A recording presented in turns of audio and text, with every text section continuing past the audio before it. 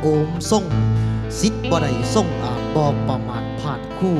เห็นห้อยพอขาพอได้กลมดูเห็นห้อยคู่ขาพอได้กลมกำเซินลงเยอะเซินเอาเจ้าลงเยอะเซินคุณคู่เถ่าแทนหลวงแทนล้อมาอยู่หัวผู้ขาปัญญากาปองไว้เซินลงเยอะเซินเจ้าลงเยอะเซินเอาคุณคู่เถ่าแทนหลวงแทนล้อมาอยู่กายแหลนเหนือย่ำมาแฮแอนฟอร์ดในขิงย้อนอ่อนหน่วยโอ้ใครได้ยินเสพข่าวซุ่มคนเฒ่าเงานอนในหายสวงซุ่มพอห่างกะนิ่งโหเอาเมียซุ่มไม่ห่างกะนิ่งโหเอาผัวจังว่าเหลือทนถูกนอนเดียวตายแหลงอันซุ่มคนกินเข่าให้ติดข้อข้างอยู่ซุ่มผู้สาวอาบน้ำให้ป้าผ่าแลนมาพุ่นเด้อ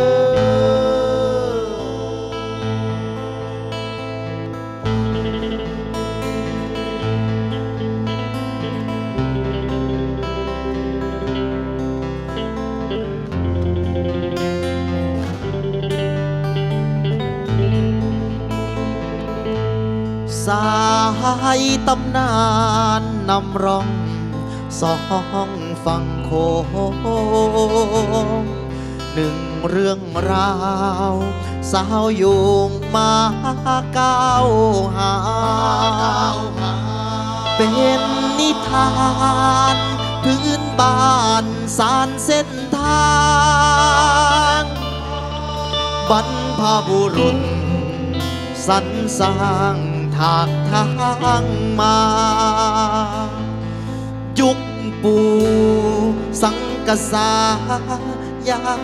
สังกสีกินทุกอย่างกลอยมันมีที่ดงป่าครั้นลูกหลานเกิดมากเกินพึ่งพาต้องช่วยหาพันธุ์ผักยามาปลูกกันผู้ยาส่งมาก้าวหาดันเมฆฟ้ารอบชายหางจุงแนวกลายุงสวรรค์นำมาปลูกตามไรนาสารพันจนได้ทันเพียงพี่น้องป้องไป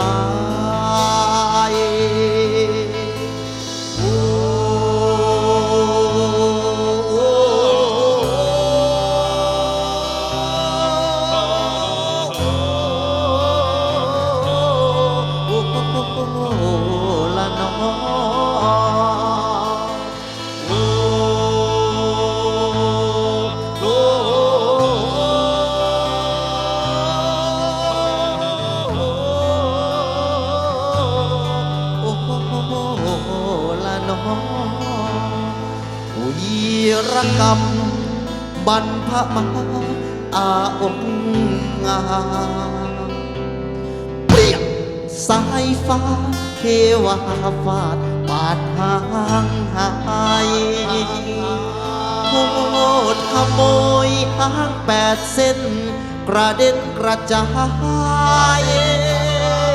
เหลือหางเดียวกระดิกได้ในวันนี้คนจึงต้องสะดุดีวีระมาคุณน้ำเต้าเกิดมาไม่ประสาประสีพักษาหารบังสาหารบรรดามีสัตว์พืชดีชีวิตเลี้ยงเฮาสัตว์พืชดีชีวิตเลี้ยงคน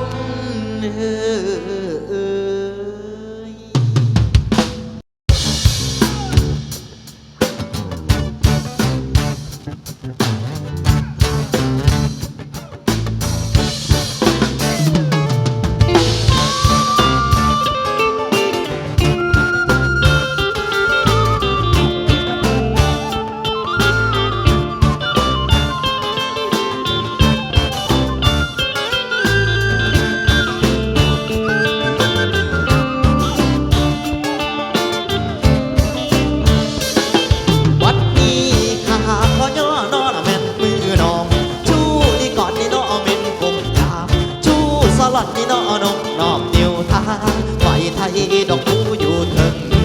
คนงามของอายนี่นาแล้วผู้คนงามเอ้ยยุบยูยุบยูยุบยูยุบยู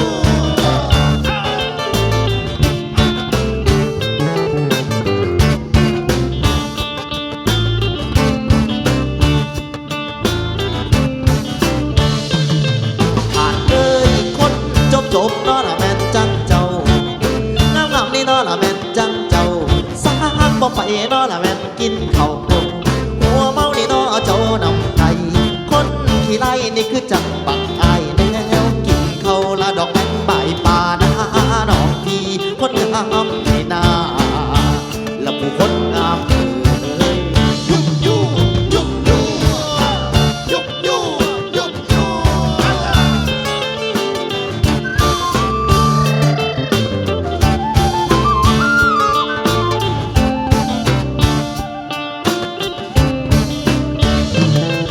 หากเอ้ยไปบ่เมื่อนอละแม่นน้ำอายเมื่อนับนี่นอละแม่นอายบ่ค่ารถนี่อายบ่ให้เสียค่าเงื่อนี่อายบ่ให้จางอายสิตายกะละแม่นเป็นสั่งละวันละมาให้น้องขี่ตายเป็นรถกะละแม่น